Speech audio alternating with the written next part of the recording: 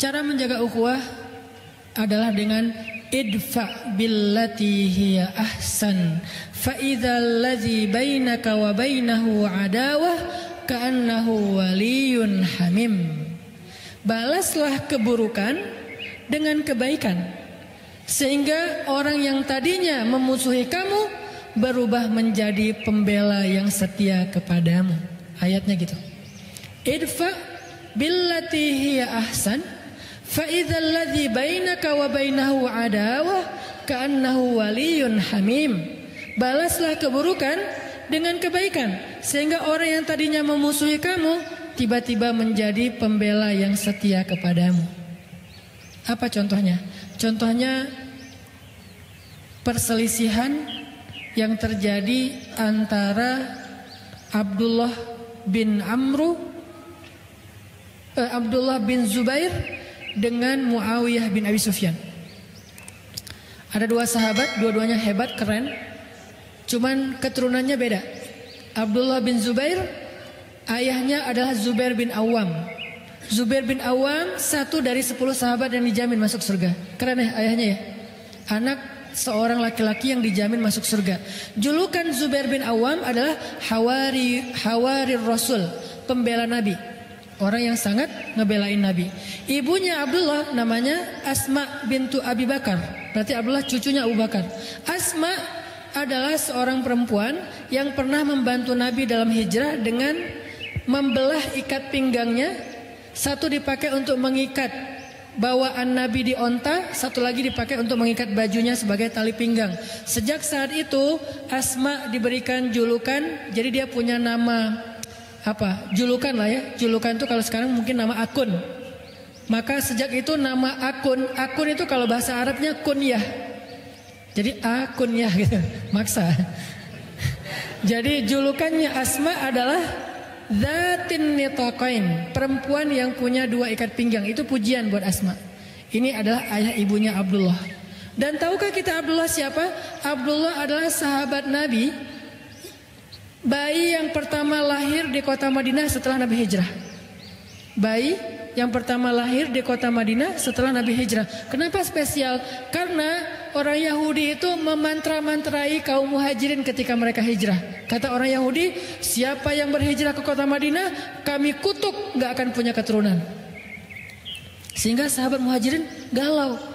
Jangan-jangan berhasil nih mantranya Yahudi. Kan Yahudi tuh banyak main sihir ya. Mereka kayak menakut-nakuti dengan mantra. Pokoknya orang-orang muhajirin gak akan ada yang punya keturunan. Maka di tahun pertama Hijriah lahirlah Abdullah yang menjadi kabar gembira bagi kaum muslimin bahwa mantra itu tidak berpengaruh kepada mereka. Dan tahukah kita Abdullah itu siapa juga? Abdullah itu anak kecil usia 7 tahun. Kalau sholat duha merpati hinggap di atas kepalanya. Saking khusyuknya sholat duha. Usia berapa? 7 tahun, kelas 1 SD. Ada nggak sekarang anak kelas 1 SD sholat duha di sekolah? Anak-anak duha ya bu, duha Allahu Akbar. Datang merpati? Nggak ada. Kadang-kadang kita dengan nyamuk aja keganggu ya. Apaan sih ini nyamuk, laler dan segala macam. Ini merpati, kok bisa sih merpati hinggap di kepalanya Abdullah? Saking lamanya sholat Abdullah. Dia kalau berdiri itu bisa sejam nggak gerak. Kalau kita masih gerak, merpati itu kan nggak langsung hinggap ya, dia kayak curiga dulu gitu kan. Ini benar nggak sih orang atau kayu? Pertama ngedeketin dulu, gerak dikit menjauh kan merpati gitu kan. Dia nggak terlalu jinak. Tapi saking Abdullah itu berdiri nggak bergerak sampai seolah-olah nggak berkedip, ngeliat ke bawah aja, khusyuk banget sampai merpati hinggap di atas kepalanya. Setelah lama baru dia rukuk sujud beres sholat, orang-orang kagum dan bilang, Abdullah, gimana ya cara sholat yang khusyuk kayak kamu sampai merpati hinggap di kepala? Apa jawaban Abdullah? Merpati yang mana? Dia nggak tahu kalau merpati di kepala dia. Kita nyamuk aja tahu. Dia merpati nggak tahu, saking khusyuknya dia sholat. Tapi orang sekelas Abdullah ternyata bisa baper juga. Itu tuh namanya insaniyatus sahabah, sisi-sisi kemanusiaannya sahabat. Jadi kalau kita pengen belajar dari sahabat, jangan yang sisi-sisi supernya doang. Kadang-kadang kita jadi putus asa. Ternyata mereka juga sama kayak kita. Kadang baper, ada yang bete, ada yang sahabat yang kikir, pelit, ada. Ditawarin surga nggak mau, ditawarin dunia mau, ada. Ada sahabat yang emosional, gara-gara emosi akhirnya mencela, ada. Nah, dalam hal ini Abdullah lagi baper sama Muawiyah. Siapa Muawiyah? Jadi kita udah tahu seberapa istimewanya Abdullah. Sekarang bandingannya Muawiyah. Muawiyah itu anaknya Abu Sufyan, yang paling semangat memusuhi Nabi. Bahkan dalam perang Uhud, Abu Sufyan itu banyak membunuh para sahabat. Walaupun secara fisik membunuhnya Khalid, tetapi di bawah komando Abu Sufyan. Istrinya Abu Sufyan, Hindun. Jadi ibunya Muawiyah, Hindun, perempuan yang pernah makan hati Hamzah. Sehingga julukan Hindun Akilatul Akbad, pemakan hati. Julukan Hindun Akilatul Akbad, pemakan jantung. Suatu hari Abdullah bete sama Muawiyah gara-gara kebun mereka berdampingan. Terus ada pohon korma di kebunnya Abdullah jatuh ke kebunnya Muawiyah dan diambil sama pekerjanya Muawiyah. Dilaporin sama pekerjanya Abdullah. Akhirnya Abdullah marah-marah. Wah, zalim banget nih. Dikirimlah surat oleh Abdullah ke Syam. Waktu itu Muawiyah jadi gubernur di Syam. Abdullah jadi orang biasa di Mekah. Muawiyah jadi gubernur di Syam. Gubernur, pejabat. Dapat surat dari Abdullah. Tahu nggak isinya gimana? Ya ibna akilatil akbad, wahai anak perempuan yang pernah makan jantung. Marah-marah, mencela, menyebutkan nama ibunya Muawiyah. Wahai anak perempuan yang pernah makan jantung, kamu tuh nggak tahu diri ya. Pekerja kamu itu zalim kepada saya. Kamu memakan uang haram dan segala macam. Dicela habis-habisan. Membaca surat dari Abdullah, Muawiyah menitikkan air mata, sedih. Disebut ibunya. Padahal Hindun juga udah taubat. Hindun juga setelah masuk Islam menjadi baik Islamnya. Islamnya Hindun luar biasa. Segitu-gitunya Hindun setelah dia masuk Islam, dia itu mujahidah loh. Yang membantu jihadnya sahabat luar biasa Hindun. Cuman di masa lalunya emang ngeri banget Hindun ini.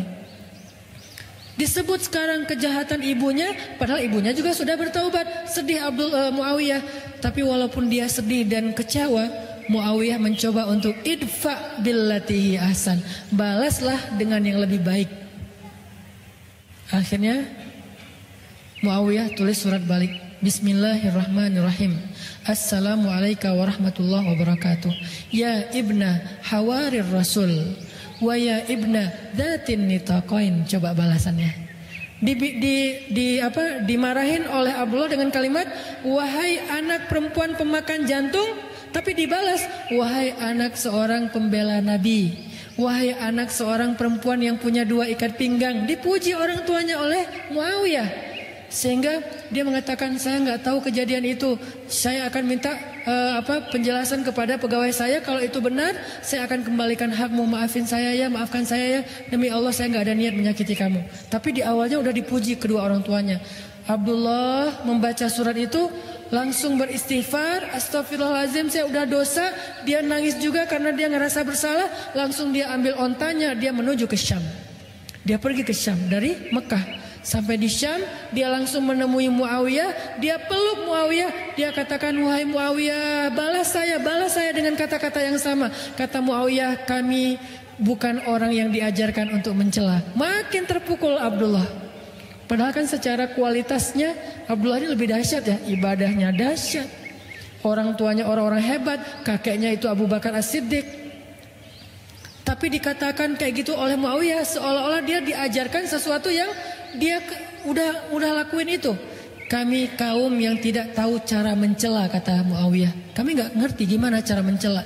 Jadi jangan suruh kami mencela. Wahai Muawiyah, balas cela saya. Nggak ngerti gimana cara mencela. Maaf wahai Abdullah, saya nggak tahu cara mencela. Akhirnya Abdullah mengatakan, wahai Muawiyah, saya minta maaf, saya yang salah. Sebagai bentuk penyesalan saya hadiahkan seluruh kebun saya dan isinya untuk kamu. Itu janji Allah, balaslah keburukan dengan kebaikan, maka nanti orang yang memusuhi kamu justru menjadi pembela yang setia kepadamu. Itu cara jaga ukhuwah. Emang gak gampang. Ustadz, gimana caranya? Emang Ustadz pernah? Ya agak susah juga sih. Saya juga lagi belajar. Semua kita belajar ya. Kadang berhasil, kadang belum. Ada kasus yang saya udah berhasil kayak gitu. Kalau sekali berhasil kayak merasa paling baik gitu. Wah, saya ternyata orangnya baik juga ya. Gitu kan ya. Tapi kalau gagal, kok nggak bisa ya ngikutin sahabat. Gimana caranya biar kita bisa membalas keburukan dengan kebaikan? Ada hate speech di komen-komen kita, haters. Gimana cara kita ngebales haters itu dengan kebaikan? Kalau nggak bisa diam. Maka para ulama mengajarkan satu cara yang paling indah. Katanya ucapan yang buruk itu seperti air panas. Kata ulama, ucapan yang buruk seperti air panas. Kalau kamu baru mendapatkan air di gelas yang masih panas airnya, maka jangan langsung diminum. Tunggu sampai dia hangat atau sejuk, baru kamu minum. Karena kalau kamu minum panas-panas, lidahmu akan terbakar. Apa maksud dari perumpamaan ini? Ucapan yang gak menyenangkan kita tuh rasanya panas kan di hati, jangan langsung dibales. Karena ketika kita membalas saat itu pasti akan jadi kebakaran. Maka diamkan dulu kata-kata itu, ucapan itu sampai rasanya udah gak panas lagi di hati kita, baru balas. Pasti beda balasannya udah. Membalas ketika lagi panas dengan membalas besok atau lusa setelah udah agak sejuk, itu pasti beda. Itu cara Muawiyah membalas suratnya Abdullah. Pas dia baca dia sedih banget, dia kecewa banget, dia marah banget. Tapi dia diamin dulu. Selang beberapa hari dia udah tenang, dia baca lagi suratnya, dia tulis balasannya. Dan balasannya jauh lebih adem daripada yang pertama. Itu teknis banget yang diajarkan ulama. Makanya kalau kita lagi dapat semacam ucapan, capturean, kadang-kadang kan ada orang yang berada di dua grup ya. Kebenaran grupnya udah pecah nih. Dulu mereka satu grup, tapi kebanyakan left. Maka yang left ini pengen reuni, bikin lagi grup. Akhirnya jadilah dua grup. Tapi masih ada satu orang yang dia tuh kayaknya dengan siapa aja asik gitu. Pas bikin grup ini dia diundang juga. Adalah dia di dua grup. Nah pas dia ada di dua grup, dia menjadi orang yang justru kadang-kadang manas-manasin. Di grup sebelah lagi ngomongin grup sana, mereka bikin grup baru ya. Ya tuh kayaknya pasti lagi ngomongin kita segala macam. Akhirnya rame nih. Chat ini di capture, di forward ke grup sebelah. Grup sebelah lagi ngomongin kalian loh. Aku tuh ngomong kayak gini, aku capture biar kalian tahu ya karena aku sayang sama kalian. Gitu. Akhirnya grup sebelah rame. Nah kalau kita dapat yang kayak gini-gini nih, capturean, forwardan. Itulah pokoknya head speech, comment, haters segala macam. Jangan di replay saat itu juga. Tunggu sehari, 2 hari. Pas kita udah tenang, replay. Kalau mau di replay. Kalau nggak mau di replay, maka kata Nabi, falyakul khairan aw liyasmut. Kalau mampu nge-replay, itu terjemahan medsos terhadap hadis ini ya. Man kana yu'minu billahi wal yaumil akhir. Siapa yang beriman kepada Allah dan hari akhir di sosial media, hendaklah nge-replay yang baik-baik atau enggak usah di-replay sama sekali. Itu terjemahan kontekstual. Kalau omongan kayak gini dipotong, ini pasti jadi salah paham. Bener nih Ustaz emang aneh. Nerjemahin hadis sesuka-sukanya. Itu namanya bukan terjemahan letterleh, tapi terjemahan kontekstual dengan konteks sosial media. Kalau kita mampu mereplay, replay yang baik-baik. Orang ngomong apa, kita ngomong sebaliknya. Sehingga dia jadi adem, semua jadi adem. Kalau kita nggak mampu, ya udah nggak usah dikomenin, nggak usah di-replay. Kalau nggak kuat, delete aja komennya. Kalau nggak kuat lagi, blok aja orangnya. Nggak apa-apa ngeblok juga, tetapi jangan sampai memunculkan perdebatan. Kadang ada orang yang memang perlu diblok, soalnya itu akun memang sengaja buat komen-komen doang. Pas kita lihat akunnya follower sedikit, postingan 0 ya. Buat apa lagi kalau bukan untuk rame-ramein doang gitu. Ya udah blok aja. Tapi dia pasti akan bikin akun baru. Nggak akan selesai. Karena bikin akun kan gampang. Tinggal bikin email, bikin akun jadi. Masuk lagi, komen lagi. Lama-lama kalau kita diemin terus dia capek sendiri. Tapi kita juga capek gitu dengan komen-komen kayak gitu ya. Makanya disitulah belajar. Falyakul khairan aw liyasmut. Kalau nggak bisa nge-replay dengan yang baik, maka mending kita diam. Ini cara jaga ukhuwah.